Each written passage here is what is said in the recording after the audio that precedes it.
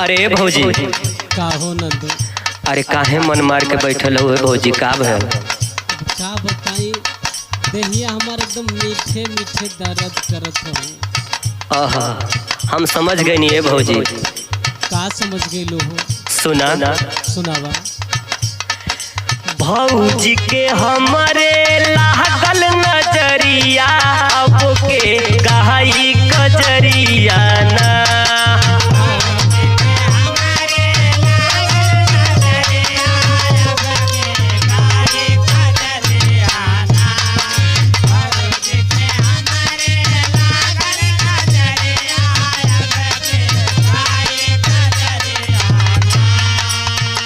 अरे भौजी के हमारे लागल नजरिया, अब के कहाई कजरिया ना।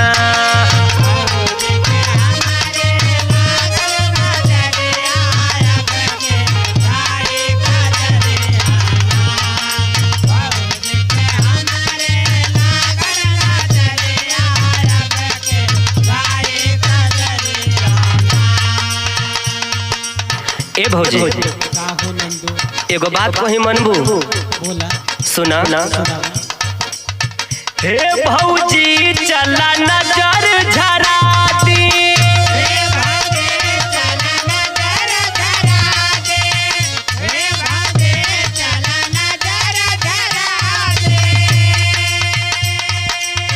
मिर्ची सरसों इछ जरा दी।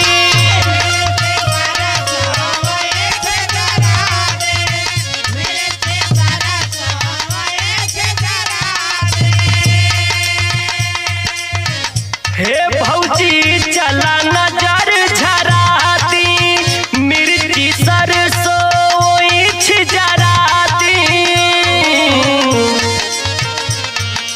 तू तो बाहरू नाजुक बहुरिया, अब के कहाई कजरिया ना।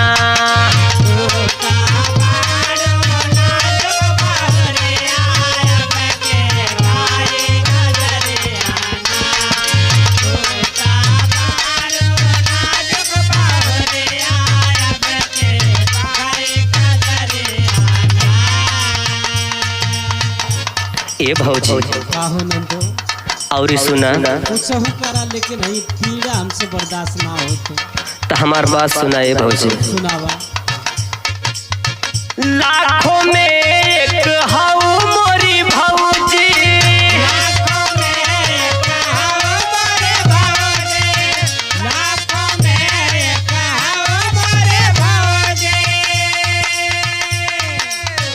भैया बाड़े बस मन मौजी।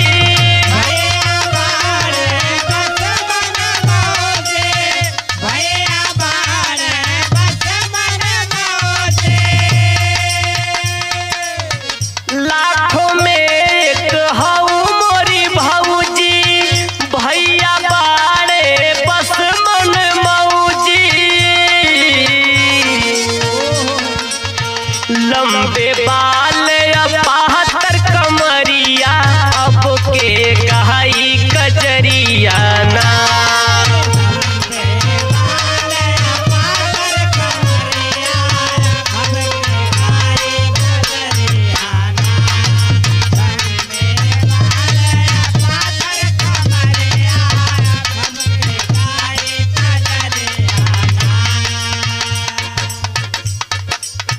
मंद मंद बहे पुरवाई,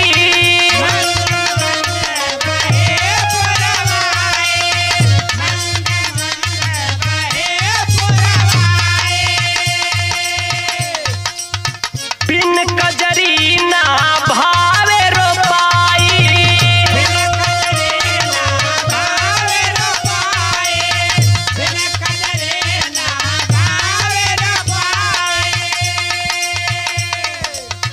मंद मंद बहे पुरवाई, बिन कजरी ना भावे रोपाई। रिम झिम बरस बदरिया, अब के कहाई कजरिया ना।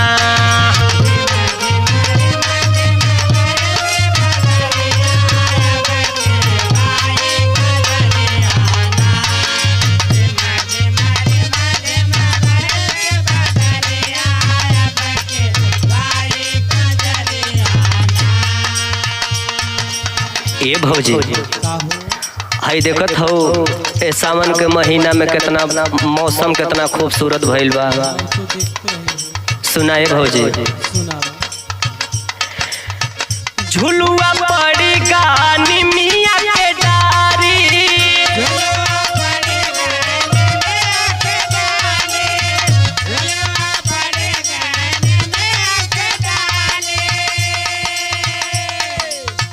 भौजी झाके ठाढ़ वो सारी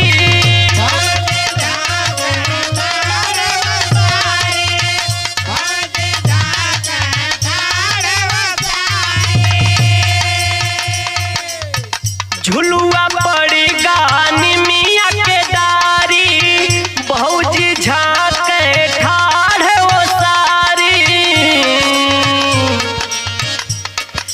जे पी संगे झूल गुजरिया अब के कहाई कजरिया ना